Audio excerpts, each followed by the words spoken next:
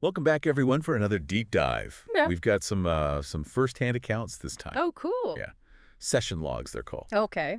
And we're going to unpack kind of a pivotal moment in this ongoing adventure. Okay. We're focusing on a party of adventurers, including Z, Mm-hmm. a magic user with a shadowy past, Right. and a bard named Galen the Silver Tongue. Ah, yes. Huh. The charming bard with a penchant for sticky fingers. Exactly. Last we saw him, Last time we saw him, he'd vanished with the party's gold, vanished. Yeah.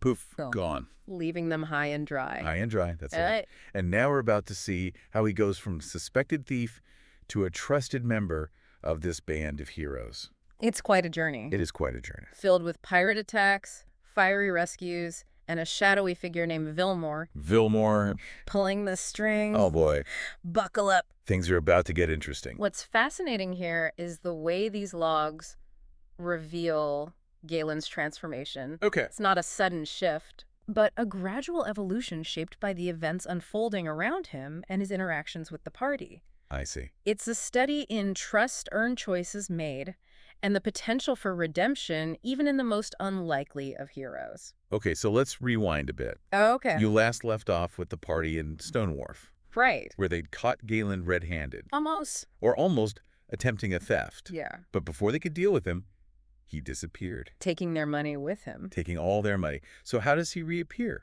Well, according to the logs, the party sets sail from Stone Wharf, leaving their captured thieves, including Galen's accomplice, Irina Nightfoot, in the hands of the authorities. Okay. They travel down the River Serpantis, stopping for the night at a charming little place called the Hilltop Haven Inn. Okay. And wouldn't you know it, there's Galen entertaining the crowd with a song. Oh my goodness. Talk about an awkward reunion. What? I can only imagine the party's faces. The logs describe a palpable tension in the air. The party is wary suspicious, but Galen, ever the charmer, acts as if nothing has happened. Really? He even claims his sudden departure was due to a pressing appointment, Oh, wait a minute, huh? and that he intends to return their money. Sounds a bit fishy to me, but I'm guessing there's more to this chance encounter than meets the eye. You're right. Ooh. This is where Z, typically so reserved, Mhm. reveals a personal connection to their next destination, Hadrans Hold. Okay. He tells the party he's originally from there Oh. and that he has family still living in the city. Wow. Okay, so Hadrian's Hold isn't just a random stop on their journey. Right. It's a homecoming of sorts for Mhm. Z, Yes. laden with personal significance. A place of deep meaning. Yeah, and I have a feeling this is about to become very important. You're absolutely right. Oh, boy. Before dawn breaks, an urgent message arrives for Z via the sending spell. Hold on. Sending Yeah. spell. For those of us who aren't fluent in D&D, Sure. what exactly does that mean? It's essentially like a long-distance magical communication. Imagine being able to send a text message across vast distances without needing any physical connection. Ah. That's the sending spell in a nutshell. So it's like a magical telegram? Exactly. And in this case, it's delivering dire news? It is. Pirates attacking families trapped? It's a classic call to action. Indeed. Okay. The logs describe the city descending into chaos. Oh, no. There are fires raging in the old town where Z's family lives. Okay. And pirates are roaming the streets, taking advantage of the confusion to kidnap townsfolk. Oh, my goodness. But these aren't your typical swashbuckling, treasure-seeking pirates. Oh, really? What's different about these pirates? There's a recurring detail in the logs that's quite unsettling. Okay. Each of the pirate leaders has a small imp perched on their shoulder, whispering in their ear.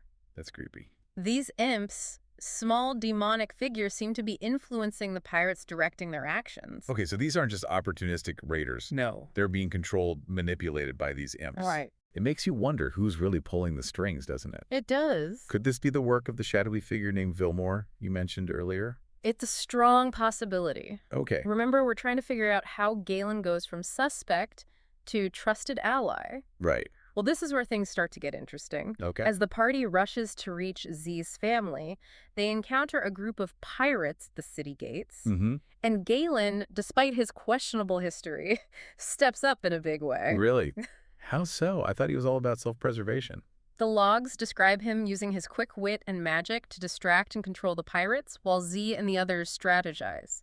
Wait, hold on. Galen has magic. I thought he was just a bard. This changes everything. It certainly does. Okay. And it seems to surprise the party as well. Yeah. They've underestimated him, assuming he was just a skilled rogue with a silver tongue. Right. But here he is using his magic not for personal gain, but to help others. Okay, I'm officially intrigued. It's the first hint of a change in his character, Yeah. a glimpse of the hero he might become. So Galen's using his bardic magic to control the situation. He is? But with the city under siege and Z's family trapped, I'm guessing things are about to escalate quickly. You're right. Okay. The logs detail a full-blown naval attack with fire ships crashing into the harbor, setting everything ablaze. Oh, wow. This is no ordinary pirate raid. Yeah. It's a coordinated assault, Okay. and it raises the stakes for everyone involved. And amidst this chaos, Z is racing against time to save his family. Yes. Where does Galen fit into all of this? He's right there with them, fighting alongside the party, risking his own safety to protect Z's loved ones. So he's putting himself on the line, proving his loyalty through his actions, not just his words. Exactly. But is this enough to earn the party's trust? That's a good question. Or are there more twists and turns to come? Well, there are always more twists and turns. We'll have to dive deeper into the logs to find out. As we delve further into these logs, you'll start to see a pattern emerging. The party is facing a series of challenges. Right. And each time Galen surprises them. Okay, I'm all ears. We left off with the city in flames, Z's family in danger, Right. and Galen proving his worth in battle. Yes. What happens next? The logs describe a harrowing fight as the party battles their way through the city, finally reaching Z's home, which is also under attack. Oh, no. It's there they encounter the supposed leader of the pirates, a menacing figure known as Captain Rook. Captain Rook. Ah. I'm already getting villain vibes from that name. What's his deal? The logs paint him as a cruel and flamboyant figure with a chess piece replacing his left hand. Okay. He taunts Z, offering to exchange his brother for Z himself. Oh, wow. But there's a sinister twist. Oh. Rook claims they already have Z's sister, Kate. Oh, no. A hostage situation. A ruthless pirate captain and a missing sister. The tension is palpable. What does the party do? Well, they do what any self-respecting group of heroes would do. Yeah. They fight. It's a desperate battle against Rook, a sorcerer, and a handful of pirates. Hold on, sorcerer. Is that like a magic user but with a different flavor? You could say that while both magic users and sorcerers wield arcane power, their sources and styles differ. Really? Think of it this way. If magic users are like studious scholars meticulously learning spells from books, Yeah. sorcerers are like artists channeling raw, innate power that flows through them. Ah, I see. So back to the battle. The party's outnumbered, facing a powerful sorcerer and a ruthless pirate captain. Yeah. What are the chances they can pull this off? The logs describe a fierce and chaotic fight with the party pushing themselves to their limits. Yeah. Remember, they're exhausted, having fought their way through the burning city. Right. But they manage to prevail, rescuing Z's brother and capturing Captain Rook. Whoa. Talk about a close call. But they saved the brother and captured the villain. Case closed, right? Not quite. Remember those creepy imps we talked about? One's whispering in their ears. Yeah. Well, Rook has one perched on his shoulder, just like the other pirate leaders. Right. And when the imp is briefly separated from Rook, something incredible happens. Don't leave me hanging. What happens? Rook's entire demeanor changes. He becomes terrified, pleading for his life, and reveals that he's under the control of someone named Vilmore. Really? He even manages to utter a warning about another imminent attack before the imp returns, and Rook reverts to his cruel self. Whoa. So Vilmore, others the puppet master, controlling these pirates through those demonic imps. Yeah. And he's planning another attack. Things just went from bad to worse? Indeed. As if to punctuate, Rook's warning of bombardment from offshore cannons rocks the city. Oh, wow. The logs describe a horrific scene, more fire ships crashing into the harbor, setting everything ablaze. It's a devastating blow, and it leaves the city reeling. But here's where it gets really interesting. Yeah. Amidst this chaos and destruction, Galen seems to recognize one of the ships involved in the attack. And remember, he's the one who vanished with the party's money right before all of this started. Right. Could there be a connection? It's certainly a possibility. The logs don't explicitly confirm a link, but the timing is suspicious. Yeah. We know Galen has a shady past, and this could be a clue to his deeper involvement in the events unfolding. So what does this all mean? We've got a city in flames, a puppet master pulling strings from the shadows, and Galen, the reformed thief-turned-bard, possibly entangled in the heart of it all. It paints a picture of a much larger conspiracy at play. These pirate attacks weren't random acts of violence. They were meticulously planned and orchestrated. Wow. And now, with the city reeling and Z's family still at risk, the question becomes, what will the party do next? And more importantly, what about Galen? Now that his past might be catching up to him, will he choose to stand with the party? Or will he disappear again? We'll find out right after this. Okay, so we're back and the stakes have never been higher. Last time we left off with a city in ruins, a shadowy figure named Vilmore pulling the strings, and Galen, our charming bard with a questionable past, possibly entangled in this whole conspiracy. And remember, you wanted to understand how Galen goes from potential adversary to trusted ally. Right, exactly. Well, this is where the logs reveal a subtle but crucial shift in the party's dynamic. Okay, I'm all ears. We know the party has seen Galen in action, fighting alongside them, even using his magic to protect Z's family. But there's still that lingering suspicion that knowledge of his past deeds. Right, and the logs don't shy away from that tension. The party is very hesitant to fully trust Galen. After all, he's already betrayed them once. So how does Galen bridge that gap? Does he have some grand gesture of redemption, a dramatic confession that clears the air? Not exactly. The logs don't depict a sudden change of heart or a dramatic declaration of loyalty. Instead, they show a gradual process of trust building through shared experiences and a deepening understanding of each other. So it's about actions speaking louder than words. Galen proving his loyalty through his deeds rather than grand pronouncements. Precisely. Remember, they're in the thick of it now. Hadrans' hold is reeling from the attack, and the threat of Vilmore looms large. They need to work together, rely on each other's strengths if they have any chance of survival, and in a high-pressure situation like that, trust becomes less about words and more about who you can depend on when the chips are down. And the logs show Galen stepping up time and time again. Right, exactly. He uses his knowledge of the city to navigate the chaos, his contacts, to gather intel, his magic, to heal the wounded and defend against further attacks. He's not just a bard with a silver tongue, he's a resourceful, capable member of the team. So he's proving his worth, demonstrating his commitment to the cause. Do you think he's also trying to atone for his past actions? That's a great question, and I think the logs suggest that's part of his motivation. Remember, Galen was initially driven by self-preservation, even greed. But as he spends more time with party witnesses, their dedication to protecting others, his perspective begins to shift. He sees what it means to be a true hero, to fight for something greater than oneself.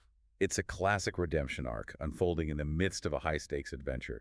He's not just changing his behavior, he's evolving as a person. And it's not just about external actions. The logs also hint at an internal transformation. Galen starts to show genuine concern for the party's well-being, their safety. He celebrates their victories, grieves their losses, and offers support when they're struggling. He's no longer just a charming rogue, he's becoming a friend, a confidant. It sounds like true friendships are forming, creating a foundation of trust that goes beyond the mere practicality. But let's not forget, Galen still has secrets. He hasn't fully revealed his connection to Vilmore or why he recognized that ship during the attack. That's right, and this lingering mystery adds a layer of complexity to their newfound bond. Can the party truly trust Galen, knowing he might be holding something back, or is this just the beginning of a deeper, more complicated relationship? Well, what do the logs say? Does Galen come clean about his connection to Vilmore? Here's where the logs get really interesting. They don't depict a dramatic confrontation or a forced confession. Instead, they reveal a gradual process of understanding. There are moments where Galen hints at his past, his regrets, his connection to Vilmore. He doesn't reveal everything, but he's no longer hiding who he is. It seems like he's testing the waters, seeing if the party will accept him flaws and all. And they don't condone his past actions, but they acknowledge his efforts to change his commitment to their shared cause. They see the good in him, the potential for redemption. So it's a two-way street. Galen is proving his trustworthiness, and the party is choosing to believe in him to offer him a chance to redeem himself. And this mutual understanding, this willingness to meet each other halfway, is what ultimately leads to Galen officially joining the party. Really, is there a specific moment where this happens? Some kind of ceremony or oath of allegiance? Not exactly. The logs don't describe a formal induction. Instead, it's a gradual shift, an unspoken agreement that they're in this together for better or for worse. That's so interesting. It's not about signing a contract or making grand promises. It's about shared experiences, mutual respect, and a growing recognition that they need each other to face the challenges ahead. Precisely. And as the logs continue, we see this newfound trust reflected in their interactions. They share strategies, rely on each other's strengths, and even start to develop genuine camaraderie. They joke, they argue, they support each other through difficult times. They become, in essence, a family. It's a powerful testament to the transformative power of shared purpose and hard-won trust. Galen went from being a suspect to becoming a trusted member of the group. What a journey. It certainly is. And while the logs you shared end here, they leave us with some thought-provoking questions. Will Galen ultimately reveal everything he knows about Vilmore? Can true trust exist when secrets remain hidden? And what will this new alliance mean for the party as they face the challenges ahead? Those are questions for another deep dive, perhaps when you share the next set of logs. But for now, we can see how Galen's journey from suspected thief to trusted ally speaks to the complexities of human nature. We're all capable of change of growth, even when our past choices haunt us. Beautifully said. And remember, trust isn't given freely, it's earned through actions, vulnerability, and a shared commitment to something greater than ourselves. This has been a fascinating deep dive. Until next time, keep exploring, keep questioning, and keep diving deep into the stories that shape our world.